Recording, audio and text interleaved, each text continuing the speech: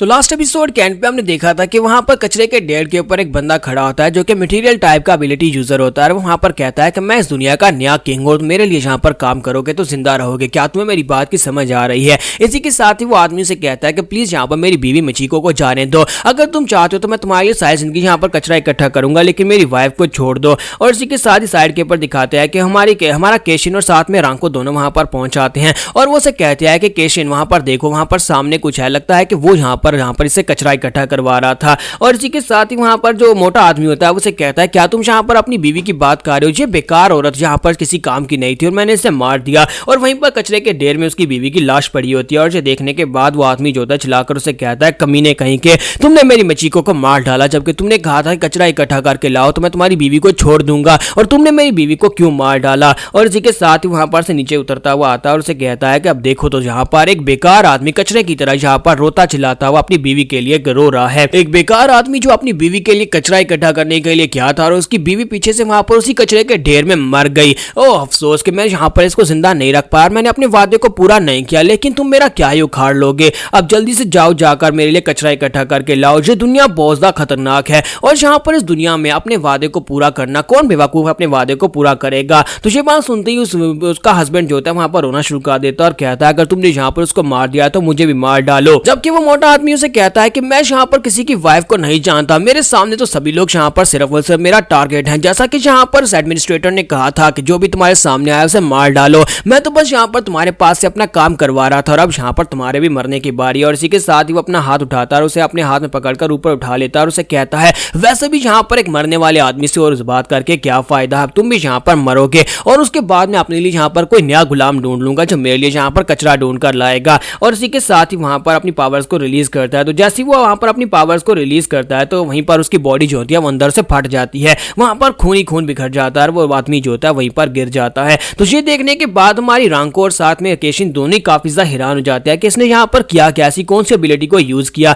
तो हमारा जो केशिन होता है वो समझ नहीं पा रहा था कि इसके पास कौन सी एबिलिटी है जिससे इसने यहाँ पर उस आदमी को सिर्फ पकड़ कर रखा हुआ था और उसकी बॉडी अंदर से फट गई और वो बंदा वहीं पर गिर गया। आज कोई एक्सप्लोजन टाइप की एबिलिटी है, यानी कि यहाँ पर किसी किस्म के बॉम्ब को यूज कर सकता है, लेकिन फिर उसके साथ इस सारे कचरे का क्या ताल्लुक है? और इसी के साथ ही वो मोटा आदमी जो होता है वहां पर उसकी तरफ देखता है, हमारे केशिन और रांको की तरफ, और कहता है तुम दोनों परफेक्ट टाइम के ऊपर यहाँ पर आए हो, चलो अब जल्दी से आप इस नए गार्ड के गुलाम बन जाओ और मेरे लिए कचरा इकट्ठा करके लाओ वरना तुम दोनों भी यहाँ पर मरोगे। तुम्हारा केशिन और रांको जो होता है वो दोनों ही भागते हुए उस आदमी की तरफ आगे बढ़ते हैं। तो उसकी बॉडी फटी होती है लेकिन वो अभी तक जिंदा होता है। वो दोनों उसके पास भागते हुए जाते हैं, उसे उठाते हैं और उसे कहते हैं क्या तुम ठीक हो, क्या तुम यहाँ पर जिंदा रह पाओगे? लेकिन उसकी बॉडी के अंदर इतना बड़ा होल होता है कि वो बेचारा कहाँ जिंदा रह पाएगा, वो बस अपनी आखिरी सांसें ले रहा होता है। और इसी के साथ ही अपनी वाइफ की तरफ इशारा करता है और कहता है कि मेरी वाइफ माचिको, मैं अपनी वाइफ के साथ मरते वक्त रहना चाहता हूँ। और इसी के साथ ही हमारा केशिन जो होता है उसकी वाइफ की बॉडी को उठाकर लाता है और उसके पास आकर लिटा देता है। वो उन दोनों को एक साथ वहां पर लिटा देता है और उसे कहता है ये लो, अब तुम दोनों यहाँ पर एक साथ इस दुनिया में से जा सकते हो। जबकि वो गार्बेज किंग उसे कहता है कि मैं यहाँ पर बहुत ज्यादा खुश हूँ, जब यहाँ पर इसकी औरत पहले यहाँ पर सफोकेटिंग से मर गई थी, यानी इस कचरे की स्मेल की वजह से वो मर गई,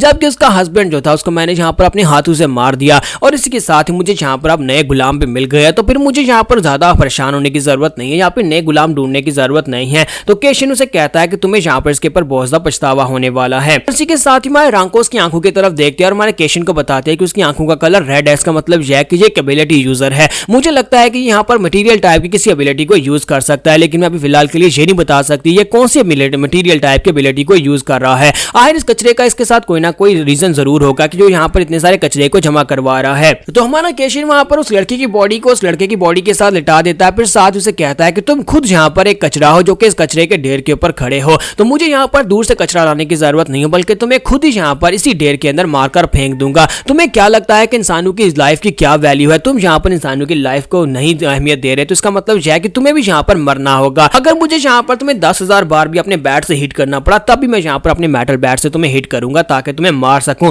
और वो जल्दी से अपना मेटल बैट निकाल लेता है, जबकि दूसरी तरफ से वो हंसना शुरू कर देता है। गार्बेज किंग उसे कहता है बेवकूफ कहेंगे, तुम्हें क्या लगता है कि तुम यहाँ पर एक मेटल बैट जो कि वेपन टाइप की एबिलिटी है उसके साथ मुझे मार सकते हो? मुझे लगता है कि इस दुनिया में ये सबसे ज्यादा बेकार एबिलिटी होगी, एक मेटल बैट के साथ तुम यहाँ पर मुझे मारोगे, मुझे तो बहुत ज्यादा हंसी आ रही है। और जैसे वहां पर वो हंस रहा था और उसे कहता है कि अगर तुम यहाँ पर कोई अच्छा वेपन लेकर आते, यानी कोई गन वगैरह होती जो दूर से तुम मेरे पर शूट कर पाते, तो फिर तो तुम यहाँ पर मुझे मार सकते थे, तुम्हारे जीतने के चांसेस थे। और इसी के साथ हमारा केशिन रांको से कहता है कि रांको तुम पीछे रहो, तो वो उसे कहती है मैं ठीक है मैं पीछे रहूंगी। लेकिन कम से कम मेरी बात तो सुन जाओ। मैं तुम्हें मटेरियल टाइप की एबिलिटीज के बारे में बताती हूँ कि मटेरियल टाइप की जो एबिलिटीज होती हैं वो मटेरियल्स को यूज करती हैं, जैसे कि वुड, वाटर और आयरन, इस तरह की चीजें। जैसी वो बात को कंप्लीट नहीं कर पाती, किसी के साथ ही हमारा केशिन जो होता है वो भागता हुआ आगे चला जाता है और उसे कहता है कि मैं यहाँ पर उसकी एबिलिटी को खुद ही देख लूंगा कि इसके पास कौन सी सुपर पावर है। हमारा केशिन जब अटैक करने के लिए आगे बढ़ रहा होता है तो गार्बेज किंग उसे कहता है कि मैंने यहाँ पर तुम दोनों को जिंदा रहने का एक मौका दिया था। मैंने कहा कि मेरे लिए कचरा लेकर आओ तो मैं तुम्हें जिंदा छोड़ दूंगा, लेकिन तुम लोग यहाँ पर मुझसे फाइट करके अभी मरना चाहते हो, तो फिर ठीक है, तुम लोग यहाँ पर अभी मरोगे।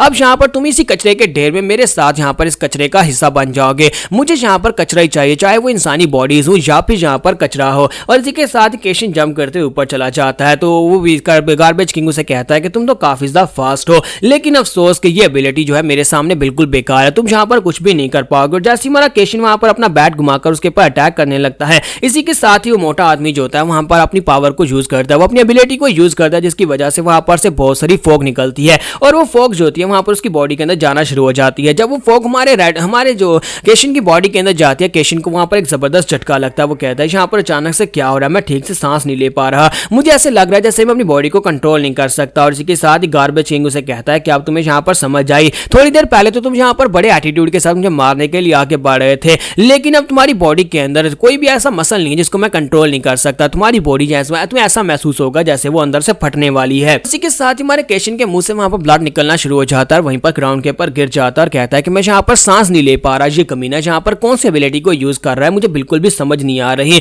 और इसी के साथ ही रांग को चलाकर उसका नाम पुकारती है, क्या तुम ठीक हो? लेकिन हमारा केशिन उसे कहता है कि वहीं पर छुपी रहो, सामने मत आना, वरना तुम भी यहाँ पर इसके साथ इफेक्टेड हो जाओगी। तो गार्बेज किंग उसे कहता है कि मैं तुम्हें बताता हूँ कि मैं क्या हूँ। मैं अपनी रियल लाइफ में एक रैपर था और इस दुनिया में मैं यहाँ पर पॉइजन गैस रैपर बन चुका हूँ, यानी कि मैं पॉइजनस गैस हाइड्रोजन सल्फाइड को यूज कर सकता हूँ। और इस मटेरियल को, यानी कि मैंने इतने कचरे को सिर्फ और सिर्फ इसलिए जमा किया है क्योंकि ये सारे का सारा कचरा जब डिकम्पोज होता है तो इसके अंदर से हाइड्रोजन सल्फाइड निकलती है और उस गैस को मैं यूज करके इस दुनिया का किंग बन चुका हूँ। तुम यहाँ पर मुझे MC वैनम कह सकते हो। जब मैं अपनी हाइड्रोजन सल्फाइड को रिलीज करता हूं तो वो तुम्हारी बॉडी के अंदर जाती है और तुम्हारी बॉडी को नम कर देती है। तुम्हारी बॉडी के सेल्स जो होते हैं वो अंदर से डिके होना शुरू हो जाते हैं और तुम्हें यहाँ पर सर दर्द होना शुरू हो जाता है और ये बहुत ही पावरफुल नौजिया करती है, जिसकी वजह से तुम्हें यहाँ पर उल्टियां लग जाएंगी और तुम यहाँ पर मेरे सामने खड़े भी नहीं हो पाओगे। इसी के साथ ही हमारा जो केशिन होता है वहीं पर उल्टी करना शुरू कर देता है। तो उसे कहता है बहुत ही जल्दी यहाँ पर तुम मरने वाले हो, क्योंकि मैं इस वक्त इस दुनिया का किंग हूँ। मैं इस वक्त इस कचरे के ढेर के ऊपर खड़ा हूँ जहाँ पर हाइड्रोजन सल्फाइड की कोई कमी नहीं है। इतना बड़ा कचरे का माउंटेन है जो कि यहाँ पर डिकम्पोज होकर मुझे बहुत सारी गैस दे रहा है और इस गैस की मदद से मैं यहाँ पर तुम्हें मार डालूंगा। तो हमारा केशिन जो होता है वहां पर अब उसे कुछ भी समझ नहीं आ रही होती, क्योंकि वहां पर उसका सर दर्द करना शुरू कर देता है और उसे उल्टियां हो रही होती हैं और साथ ही वो ठीक से सांस नहीं ले पा रहा था। तो वो कहता है कि अब मैं यहाँ पर इसके खिलाफ क्या ही करूं, ये बंदा यहाँ पर हाइड्रोजन सल्फाइड गैस को यूज कर रहा है। जबकि MC वैनम उसे कहता है अब बताओ कि तुम्हें यहाँ पर कैसा फील हो रहा है, अब तुम्हारा वो सारे के सारा एटीट्यूड कहाँ पर चला गया। जबकि हमारा केशिन वहां पर नीचे ग्राउंड के ऊपर पड़ी हुई हस्बैंड एंड वाइफ की डेड बॉडी की तरफ देखता है और कहता है कि इस कमीने ने यहाँ पर आम इंसानों को मार डाला, मासूम लोगों की जान लेने वाले किसी भी कमीने को मैं हरगिज माफ नहीं करूंगा, चाहे वो इंसान हो या फिर कोई जानवर या फिर कोई मॉन्स्टर हो, मैं उसको मार डालूंगा। और इसी के साथ ही हमारा केशिन वहां पर एक जबरदस्त चीख मारता है और उसे कहता है कि मैं तुम्हें बिल्कुल भी माफ नहीं करूंगा। उसके मुंह से वहां पर ब्लड बह रहा होता है। तो अब वो यहाँ पर क्या ही कर पाएगा, क्योंकि इस वक्त वो गैस जो है वो उसकी बॉडी के अंदर है और वो पूरी तरह से गार्बेज को यूज करके सारी गैस के साथ हमारे केशिन को किसी वक्त भी सबड्यू कर सकता है या फिर उसकी जान ले सकता है या फिर उसकी बॉडी को इंटरनली एक्सप्लोड कर सकता है। तो केशिन यहाँ पर इस वाले ओपोनेंट से अपने मेटल बैट से कैसे फाइट करके जीत पाएगा, ये हम लोग नेक्स्ट एपिसोड में देख पाएंगे।